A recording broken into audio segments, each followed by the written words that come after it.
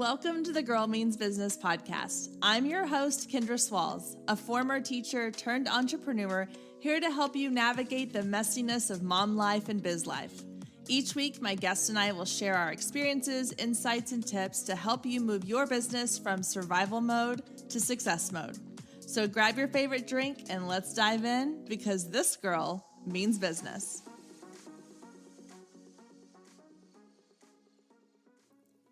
Hey there, and welcome to episode 166 of the Girl Means Business podcast. Today, we're diving back into the world of sales and talking about how to create the selling staircase with our guest, Nikki Rausch.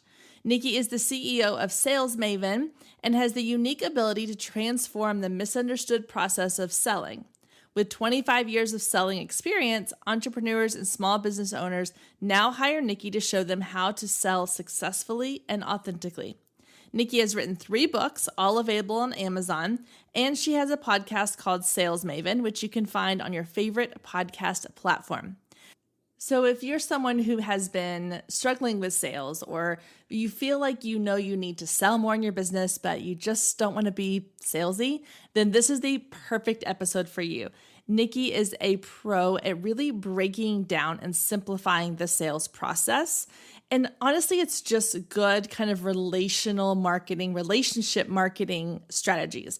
But she makes it sound really easy to use, easy to implement. It's not something that's going to require you to have a sales background or a ton of knowledge in this area, because ultimately, if you're running a business, you need to know how to make and close sales. So I'm excited for you to get to know Nikki, hear about her selling staircase strategy. Make sure you have notes ready to take, or you can jot some things down on your phone because you're going to want to remember them.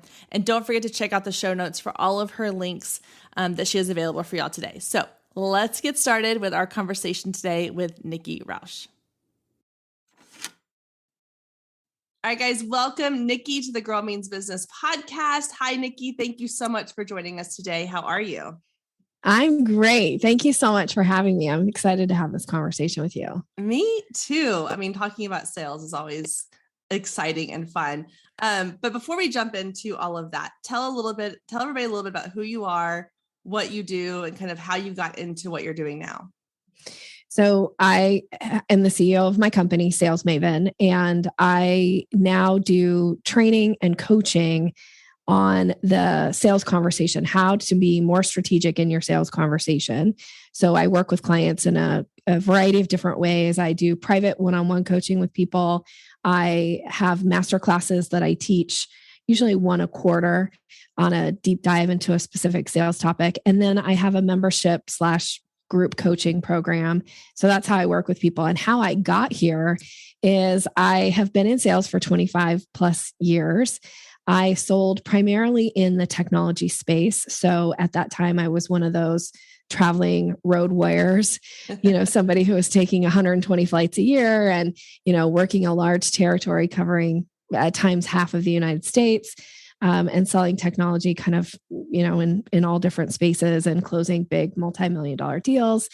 And while I was doing that, while I was this traveling sales rep, I got really interested in how to kind of hone my skills and how to really get better at what I was doing. And during that time, I started studying neuro-linguistic programming. Oh, wow. So if that's a new term, it's essentially the study of communication.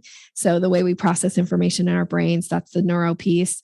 The linguistics piece is the language. So how you speak to others, how they speak to you, and also any internal dialogue you've got going on. And then the programming part of neuro-linguistic programming is about habits and patterns. And so when I decided to start my company in 2013, Sales Maven, it was really with this idea that I would combine my sales experience and the success that I had there with my background in neuro-linguistic programming and really focus on the actual conversation of sales, because I find that a lot of people can, it's like you can get as many leads in the door as you want, but if you don't know how to take that lead and convert it to a sale because you're uncomfortable with the sales conversation, that's, it's like you're kind of flushing money down the toilet, all the money you spent on marketing. So that's what I do now. And I love it. I love the concept of sales. And I love that I truly, truly believe that sales isn't something that you do to people. It's something you do with. And so I teach this relationship first, rapport always approach to sales. I love that. Okay. I think it's so interesting that you went off obviously like kind of on your own accord and was like, I want to learn this aspect of what I do. Cause I'm coming from teaching background. Like I'm a lifelong learner. I love all like learning new things. That's why I think I started this podcast in the first place, was so selfishly I could talk to experts and be like, give me all of your information, Yeah. give me all of your knowledge, fill me up with knowledge. So I think that's really cool that you were like, I want to learn this side of it and use it and really like hone my skills. I think it's interesting for me. What I love is kind of the psychology behind sales of like, why do people do the things they do? Why do they buy the things? It kind of ties into the same thing of like the language of it. You know, it all kind of comes down to those conversations. So I'm excited to really kind of dive into talking about sales, because I know this is a really intimidating area of business for a lot of people. I see it all the time on Facebook posts and groups that I'm in. People will say like, how do I do this without being salesy? Yeah. You know, and so I don't like the term salesy because I feel like that has kind of a negative, I mean, it's become this sort of sleazy thing. And I don't think it needs to be a sleazy thing. So I'm curious to know kind of what is your thought process around helping people, even just starting out, kind of getting over that fear of, you know, sales and starting the conversation, much less like getting into the conversation. Yeah. So it kind of goes back to what I said, is that when you start approaching sales as that you're not trying to do something to somebody, you're not trying to get something from somebody, you're not trying to make them do something, you're not trying to convince anybody to buy from you. When you can set aside any of that kind of negative thinking, because that feels manipulative, that feels kind of gross, frankly. And so when you start realizing, oh, I can have a real conversation like a real person. I can care about the people I'm in conversation with. And my job isn't to convince anybody. My job is really to understand the person that I'm talking to. Do they have a potential want, need, problem? And do I have a solution for them? And if so, can I put it in a way, can I position it in a way that makes it really easy for them to make a decision to work with me or not? So it isn't about trying to force anybody. It's not about shaming anybody to buying from you. Instead, it's like, I teach this, that it's about issuing invitations. Because if you think about an invitation, it takes the like pressure off. Like we all get invited to things all the time, right? But when we get an invitation, we hold the power. We get to decide, do I want to participate in this event, or do I want to go to this party? Do I want to?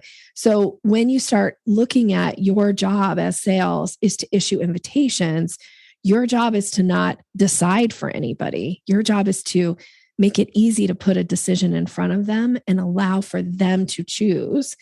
And now it takes the pressure off, and you stop worrying about, what are they thinking about me? Are they, do they think I'm being pushy? Do they think I'm being too aggressive? Should I have said this? Should I have said that? Like it takes all that pressure off, because now you're just focused on the other person and making it easy for them. And gosh, the conversation gets simple. The other person is happy to have had the conversation with you, even if they decline your offer, or more than likely, if you make it easy for them, they're probably going to hire you. You'll be the person they want to work with, and you'll be the person they want to work with over and over and over again, because every time they're around you, they can tell it's relationship first. You build rapport and you just make it easy. Yeah, I really like the idea of like that invitation piece, because I think about when you were talking, I had kind of this visual in my head of like, yeah, when you send out an invitation to an event you're having or a birthday party or whatever, you don't necessarily get offended if somebody's like, oh, we can't make that, we have other plans, or oh, yeah. I'm not available or whatever. You don't get offended by that. You don't take it personally. No. But yet for some reason, when it comes to our business, we take everything personally. Yeah. Yeah. So I like that kind of helps take that personal aspect out of it a little bit. The other way that I approach that too, because I think a lot of times one of the things that holds us back from issuing invitations is that like fear of rejection, right? And we think that when somebody declines that they're rejecting us or they're rejecting our business or they're rejecting, the thing that we know is going to help them. And so a lot of times I'll share this example of, if you go out to a restaurant and you have a really, wonderful meal, it's super satisfying. And when the, waiter comes by or the waitress comes by and says, can I show you the dessert menu? And you say, oh no, I couldn't possibly, like I'm full, but thank you so much. It was a great meal. The waiter or the waitress, they don't go back into the kitchen and go, can you believe that broad? She declined dessert. Like, I'm so offended. Like, they don't take it personal, because you declining dessert doesn't mean they did a bad job or that you didn't enjoy your meal. It just means you're not ready for it right now. Yeah. And that's okay. So that's another kind of idea around when somebody declines your offer, they're not rejecting you. They're not rejecting your business. They might just be full, and that's okay. That's a great analogy for that. I think that's something we can all relate to. Yeah, we've all had that where it's like, oh no, I can't, and even if you're like, I want to, it looks amazing. Yeah. I'm so full right now. I can't, or I really shouldn't right now. Again, yeah, you don't walk into the back and be like, oh, I can't believe they didn't get dessert. That's a really great way to look at it. Yeah. Okay. So I want to kind of talk about the conversation side of sales, because relationship marketing is one of the things that I work with a lot with my clients on. It's one of my favorite things. I think it is, in my opinion, one of the most genuine ways to do business is to build relationships and connections with people. But I think that there is this, I don't even know if it's fear or intimidation or just unsureness around how to even start a conversation. We all have that, those messages we've gotten in our inbox or our DMs where it's like, hey, hey girl, I've got this opportunity, or hey, I get the ones all the time. It's like, I'm a representative for this company. We would like to have you as an ambassador. I'm like, this is not the way to approach it. Right. So we've been shown how not to do it. Yep. And I think that now people are like, now I need to be shown how to do it. And we're not seeing enough examples of how to do it. So what are some ways we can start the conversation to get comfortable with talking to people about what we offer? I love this question so much. Thank you for asking it, because I feel the same. I get bombarded with these messages all the time. So when I talk about this, sales is something that you do with people. With means having a conversation. And the way conversations happen typically is through questions. Right? Like, you ask me a question and I will give you an answer, and then I might ask you a question back, and then you give me an answer.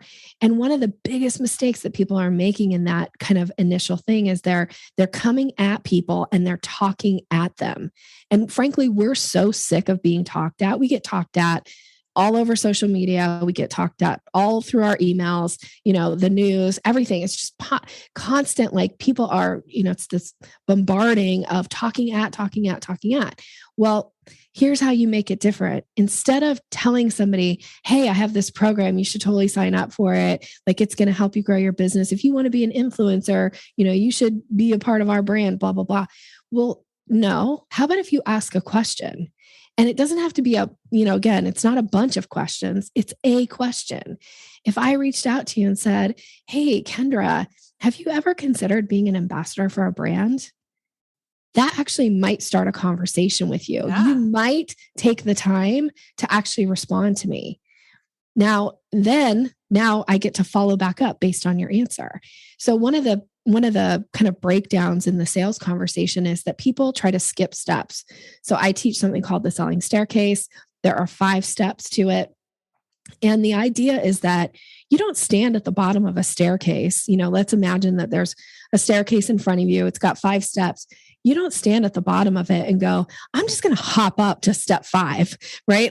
You're probably, unless you have a really strong core, maybe some people out there can do it, but most of us would be like, I think I'm going to bang my shins along the way if I try to do that.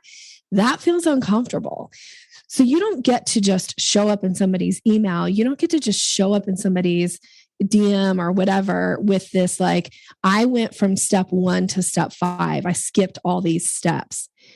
And by skipping steps, that's usually where you leave the receiver of the message feeling either frustrated or sometimes put out, or sometimes frankly angry. Like, how dare you? You don't have permission to sell to me. And so this is why I teach this like 5-step process to the sales conversation. Now you can in one conversation go through all 5 steps, but as the seller, you don't get to skip steps. Now, if you, Kendra, are the buyer and you show up with me in a conversation and you're like, hey girl, I've heard about you. I listened to your podcast. I want to work with you. I want to do a strategy session. How do I sign up for that? Okay, so you can skip steps. You're the buyer. I'm going to go right to where you are. I'm going to say, at that point, we're kind of in step 4. And I'm going to say, here's how you book a strategy session. Here's the link.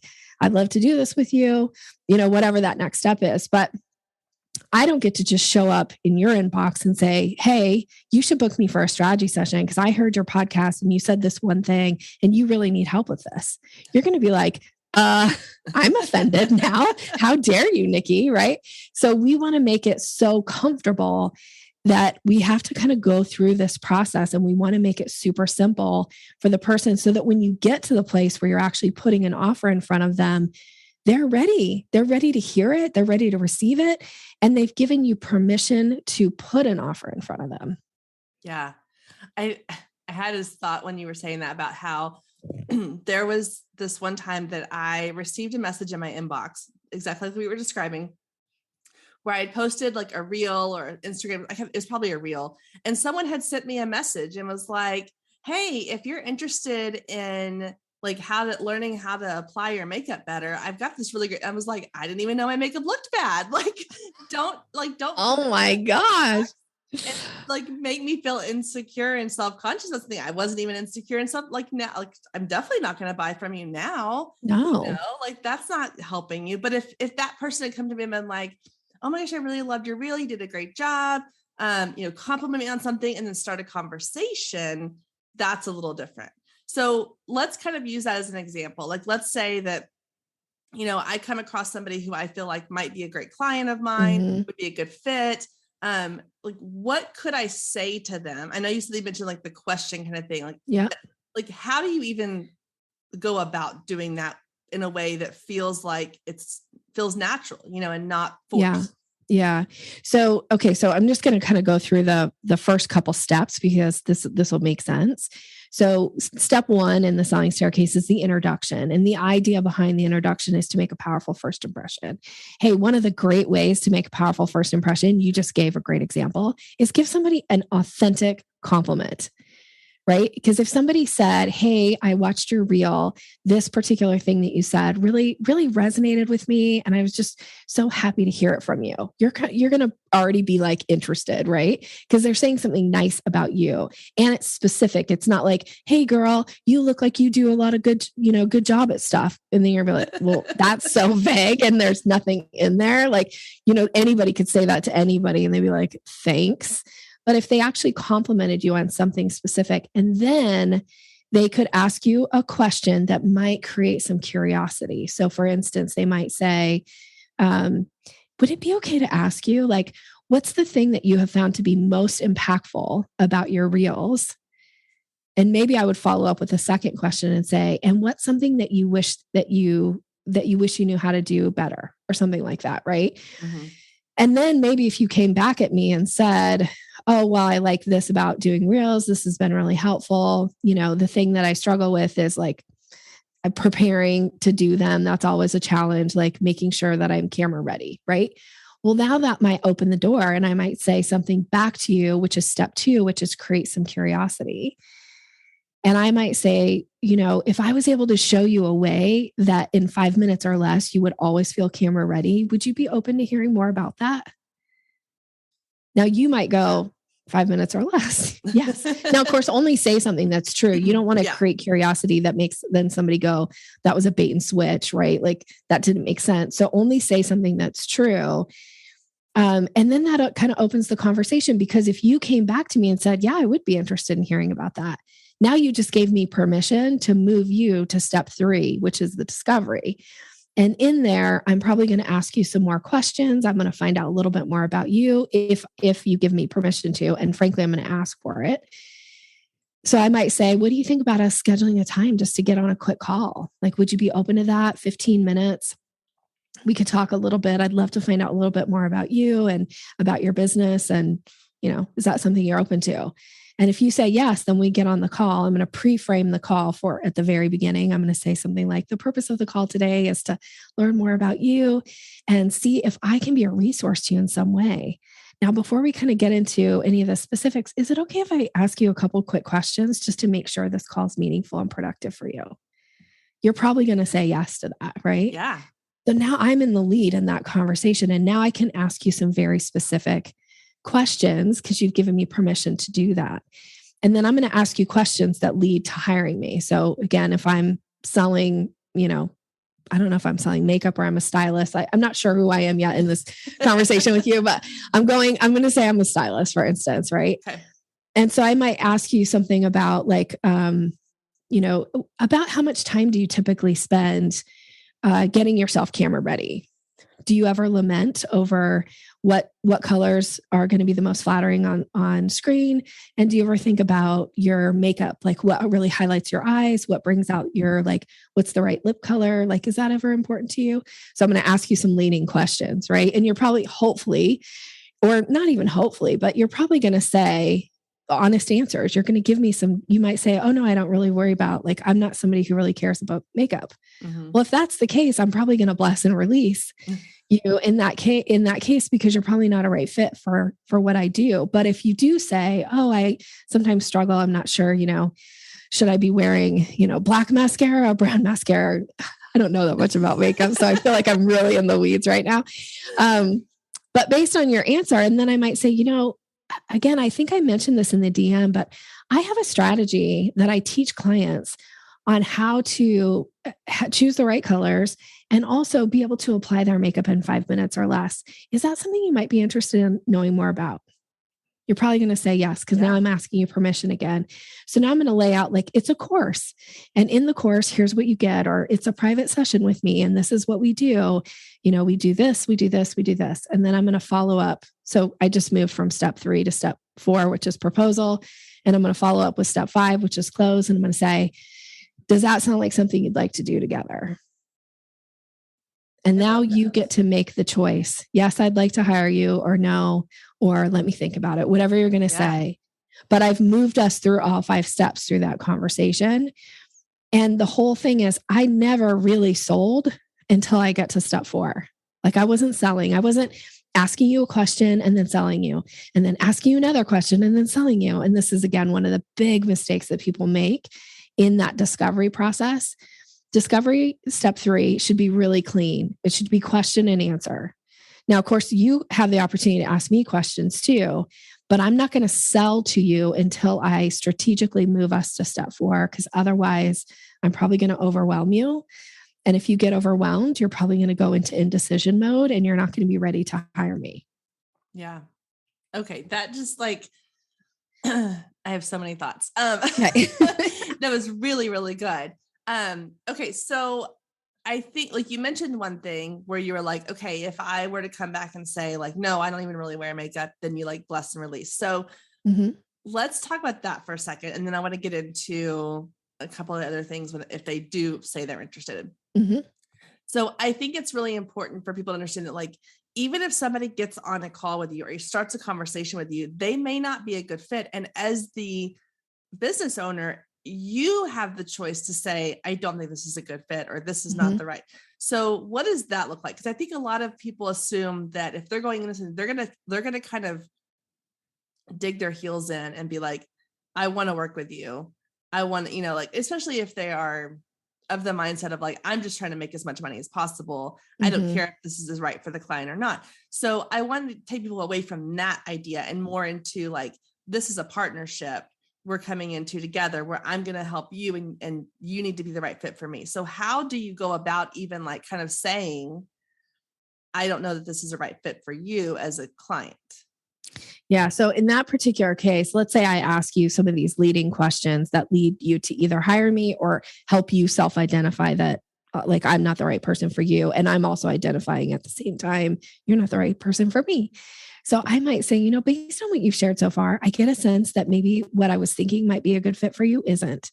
So at this point, I'm just going to thank you so much for having this conversation with me and wish you well. And if anything were ever change in the future and I could be a resource to you, please know you're welcome to reach out. Yeah. So I'm going to try to leave the conversation in the kindest way. In no way do I want you to walk away going like, oh, she obviously doesn't think I'm the right fit for her. Like, I want you to feel really good about the conversation. So I'm going to be kind, but I'm going to be honest. I'm going to say, I don't think I'm the right fit for you, but thank you so much for your time. And sometimes I'll actually say to somebody that I get a sense like, this happens sometimes. I get on calls with somebody and I get a sense that they are more interested in telling me how good they are at sales than being interested in learning how to be more strategic in their sales conversations, which is fine. Like, good for them. I love confidence. Mm-hmm. But if you don't think I can help you, then there's no reason for me to work with you. Right. Yeah. So I might say, at this point, I get a sense that what I offer isn't a good fit for you. So I'm going to respectfully decline taking our conversation any further, but I'm just so happy to meet you. Thank you so much for this time. And I wish you well in everything you do in the future. And then I'm done. Yeah. And to me, that I now have a different level of respect for you as a business owner. Cause I'm like, okay, well, that's awesome. Like, I don't want you to push something onto me if you don't think it's a good fit for me or vice versa. So I think that is something, that is, cause I've had that happen where I've gotten on calls with somebody and they've said, as far as me being the client end, and they've said, I just don't know that this is going to be the best fit for where you are in your business right now or what you're looking for. I don't know that we can, get you to where you want to be, blah, blah, blah. And I always walk away from that being like, I'm so grateful that they did that, because otherwise I might've spent money on something that really didn't benefit me. And I still hold those people in high regard because I didn't leave that with a bad taste in my mouth is what I have to say. I think that's a very respectable way to kind of exit the conversation and leave it on good terms. Yeah. And it also allows for you to really stand in your place of credibility and authority, right? Because if you're on this and you show up and the worst thing that can ever happen, I think all of us as business owners have probably experienced this at some point where we've taken on a client that turned out like there were red flags, but we decided to work with them anyway. And then it becomes this kind of nightmare experience for them and also for you. And the last thing you want to do is have people that go out into the marketplace, at least for me, I don't want anybody to go out in the marketplace and have somebody say, oh, I heard you hired Nikki at Sales Maven and did a strategy session with her. How was it? I don't want them to go, it was okay, right? I want the people who do strategy sessions with me out there going, it was amazing. I cannot believe what she did with me in 50 minutes. I have a whole plan outlined. We've redone my pricing and I'm just raring to go. That's what I want. I want to create ambassadors. I want people to leave conversations or leave coaching sessions with me going, that was the best money I've ever invested in myself. And not because Nikki's so great, but because they're able to implement whatever it is that I share because they're ready. Yeah. Yeah. No, I think that's so smart. I love that. Okay. So I want to get into, you mentioned step 1, step 2, but step 3 is I think where some people might get hung up because this now takes it from conversations in an email or a DM, which feel a little bit more safe because you're not face to face and you have time to kind of think about your responses and think about how you want to say something and, word and reword things. When you move into that point where you're actually getting on a call with somebody, whether it's on the phone, via Zoom, however you do it, that's where a lot of people, I think, get really nervous, especially if they're new to sales, because this is okay, now I feel like the pressure's on. I don't have the time to kind of think about how I want to say things or say things or reword things. I'm in the moment. So what advice do you have or tips do you have for getting confident in that phase of the sales process? The most important thing that you can do is your prep before the call starts. So I do recommend having a set list of questions that you ask that lead people down this path to hiring you. One of the big mistakes that people make is they're unprepared on the call. They don't have a set list of questions or they start asking questions that they only need the answers to once the person hires them.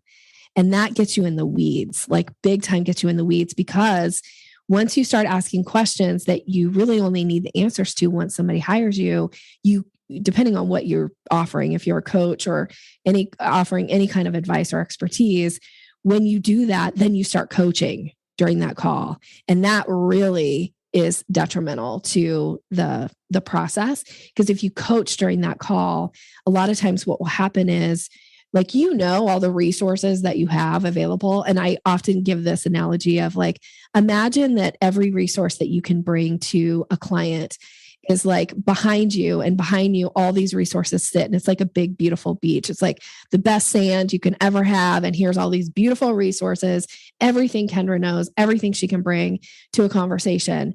And you start getting in the weeds in that discovery call, and you start bringing out one of your resources, because that beach behind you, it's packed full of resources.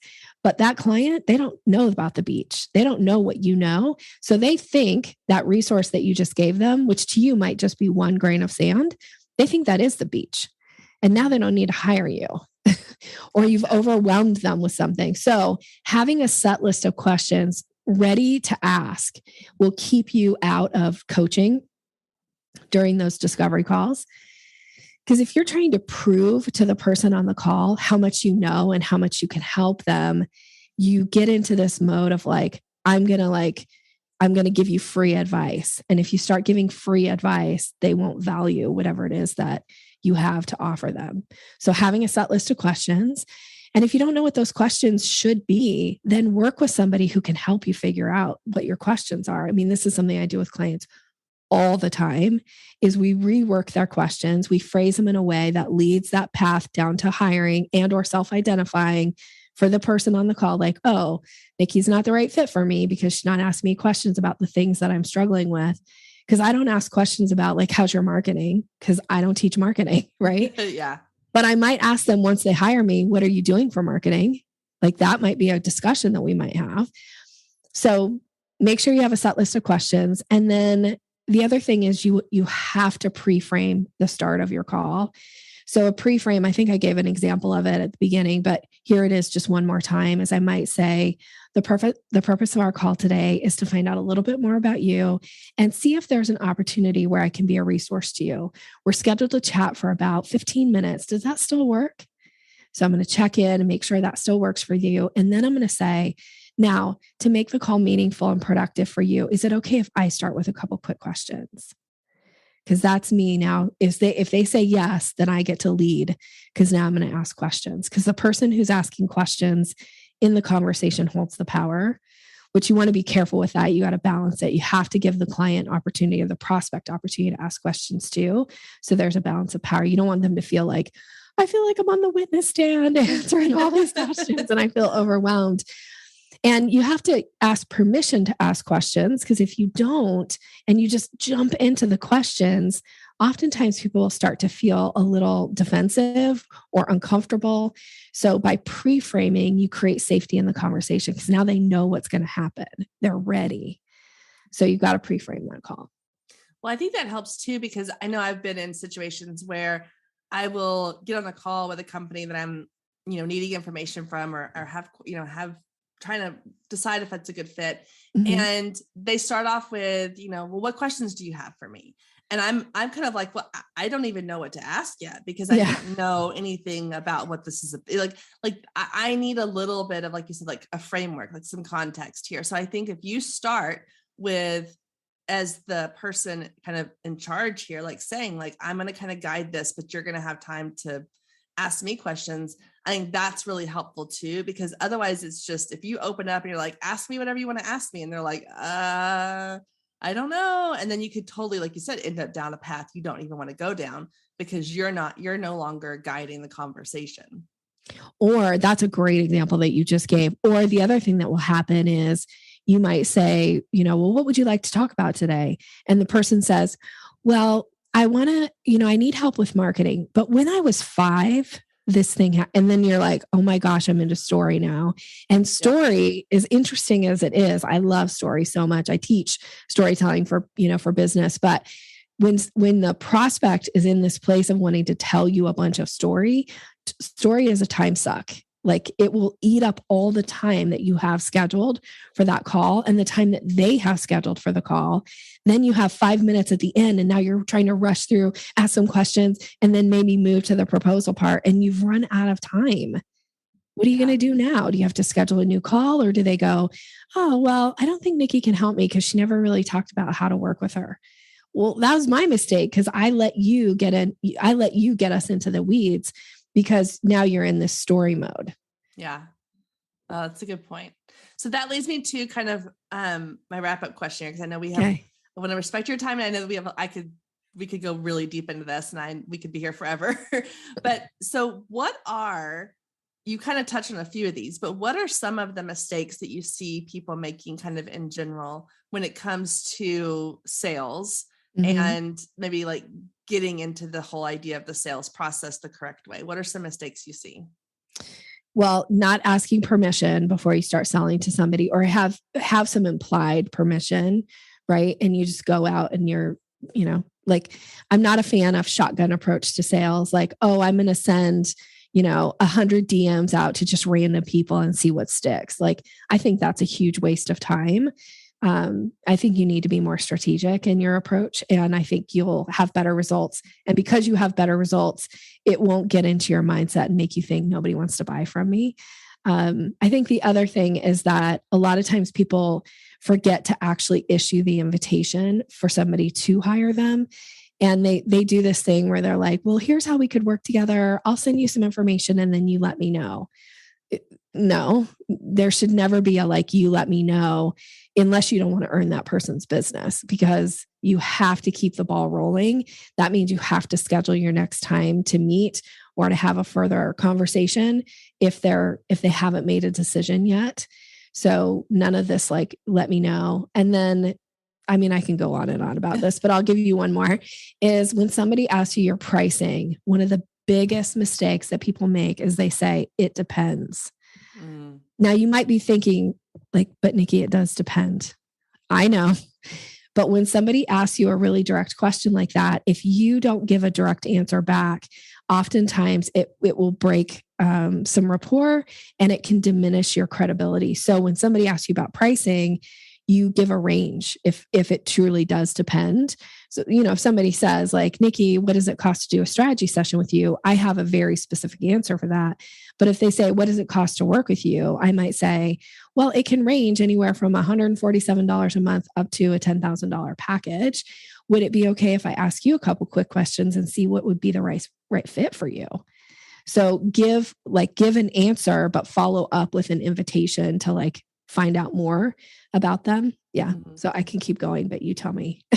No, I think that's great. It actually led me to another question I just thought of, because when we're doing the idea of like the kind of that discovery phase and asking the questions, if someone is new to their business and they're like, this all sounds great, but I don't even really know like what questions to ask. Do you have, because you just, do you have kind of, I'm going down a rabbit hole here, but some like ways that they can figure out like what are some of the questions they should be asking, or what are some of the questions they can expect to get? Because maybe they didn't think about that question of like someone asking, well, how much does this cost? And having an answer ready. I guess that's yeah.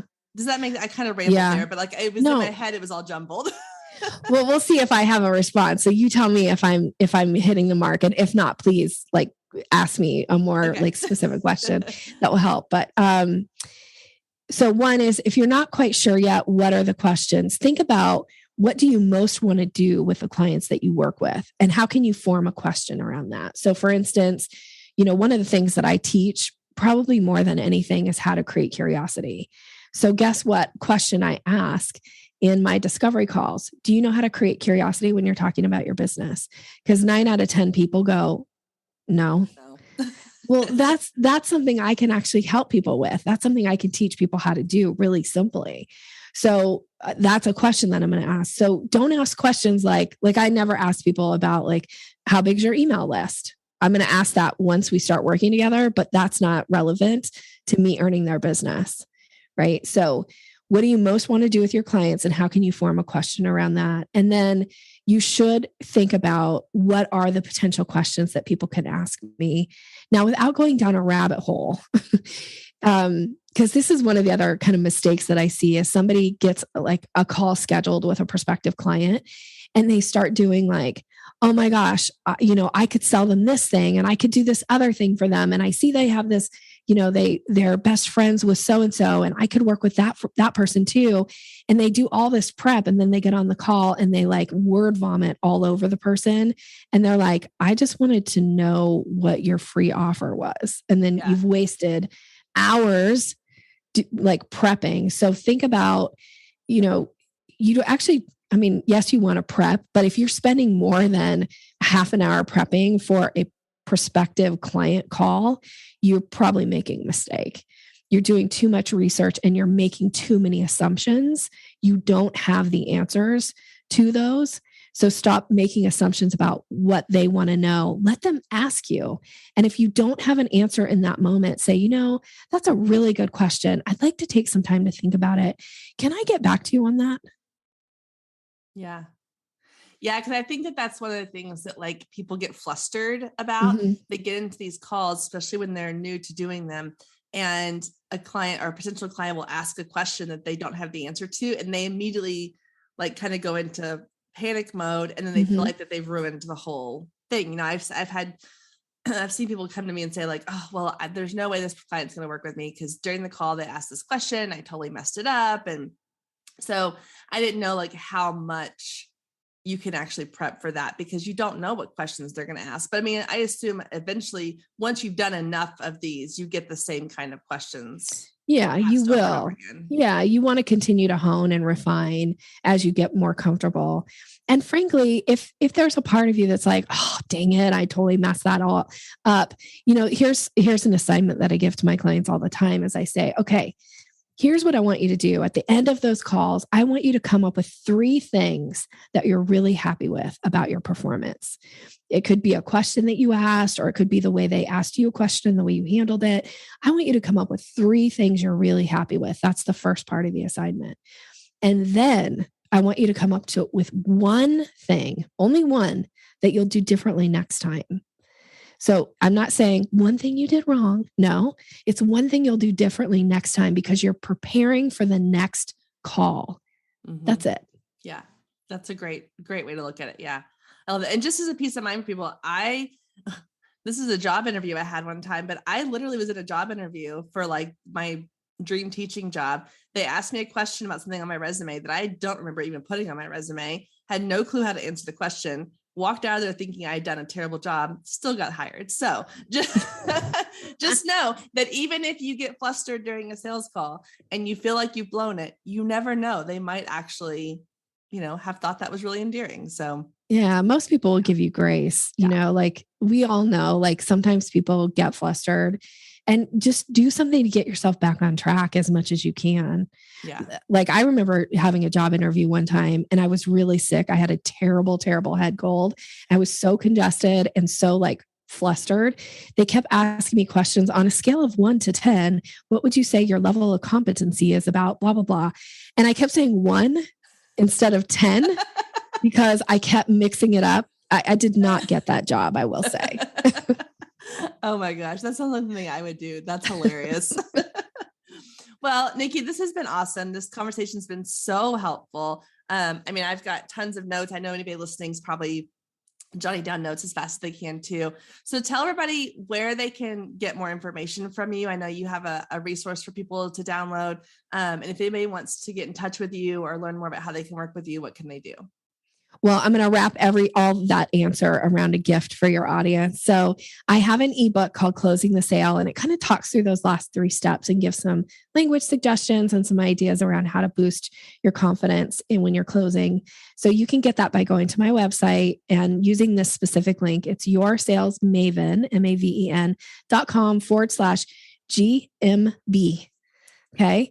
And then the other way that we can stay connected, so you will be connected once you download that, because then you'll have my email and you can email me. I'd love to hear from you. But I also have my own podcast, which is called Sales Maven. And that's another way for listeners of podcasts. If you like a podcast, come check out mine.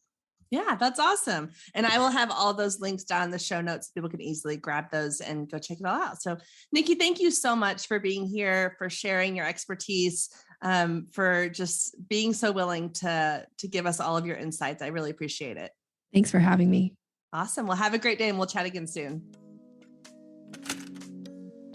Thank you so much for joining us today. I hope you enjoyed the conversation as much as I did. And as always, you can find any links or resources mentioned in today's show down in the show notes.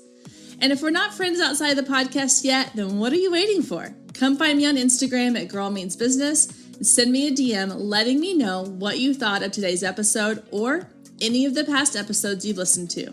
You can also take a screenshot of today's episode and post it to your stories, tagging at Girl Means Business, and I'll give you a shout out on my page. I love connecting with you and hearing all about your business and can't wait to get to know you more. I hope you have a wonderful week and I will meet you back here next week, same time, same place.